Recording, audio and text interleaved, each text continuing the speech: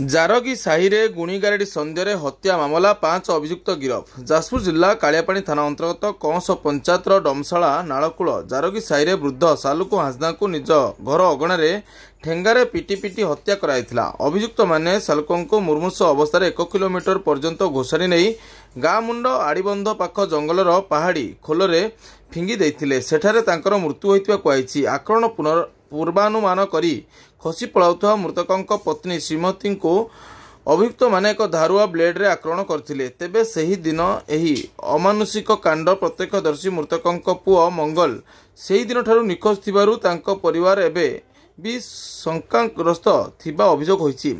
ଅନ୍ୟପକ୍ଷେ ବୃଦ୍ଧା ଶ୍ରୀମତୀଙ୍କ ଏତଲା ଆଧାରରେ ଥାନାରେ ଏକ କେସ୍ ନମ୍ବର 113/24ରେ ମାମଲା ରୁଜୁ ହୋଇଛି। ଏହି ଅମାନୁଷିକ କାଣ୍ଡ ପଛରେ ତାଙ୍କର ଦୁଇ ପଡ଼ୋଶୀ ସ୍ୱର୍ଗତ ଜିତରାଇ ମାରାଣ୍ଡିଙ୍କ ବଡ଼ ପୁଅ ବୋହୂ ମୋହନ ଓରଫ ମୁନ୍ନା ଓ ଦୁଲି ନାବାଳକ ସାନପୁଅ ଏବଂ ସ୍ୱର୍ଗତ ବିଷ୍ଣୁ ହେମ୍ବ୍ରମଙ୍କ ପତ୍ନୀ ସମ୍ବାରୀ ଓ ନାବାଳକ ପୁଅର ପ୍ରତ୍ୟକ୍ଷ ସମ୍ପୃକ୍ତି ଥିବା ନେଇ ବୃଦ୍ଧା ଶ୍ରୀମତୀ ତାଙ୍କ ଏତଲାରେ ଦର୍ଶାଇଛନ୍ତି। ଏଥିପାଇଁ ଆକ୍ରମଣର ପ୍ରତ୍ୟକ୍ଷଦର୍ଶୀ ଶ୍ରୀମତୀଙ୍କ ନାବାଳିକା ନାତୁଣୀ ଏ ସମ୍ପର୍କରେ ପୁଲିସ ଆଗରେ ଅଭିଯୁକ୍ତମାନଙ୍କ ସମ୍ପର୍କରେ ଚାଞ୍ଚଲ୍ୟକର ତଥ୍ୟ ଓ ପ୍ରମାଣ ରଖିଥିଲେ। ଅଭିଯୁକ୍ତମାନଙ୍କୁ ହତ୍ୟା ଷଡ଼ଯନ୍ତ୍ର, ପ୍ରମାଣ ନଷ୍ଟ ଓ ପ୍ରାଣନ୍ତକ ଆକ୍ରମଣ ଭଳି ସଙ୍ଗୀନ ଦଫାରେ ମଙ୍ଗଳବାର ଅପରାହ୍ନ 5 ଘଟିକା ସମୟରେ ଯାଜପୁର ପ୍ରଥମ ଶ୍ରେଣୀ ବିଚାର ବିଭାଗ ମାଜିଷ୍ଟ୍ରେଟଙ୍କ କୋର୍ଟରେ ହାଜର କରାଯାଇଥିଲା।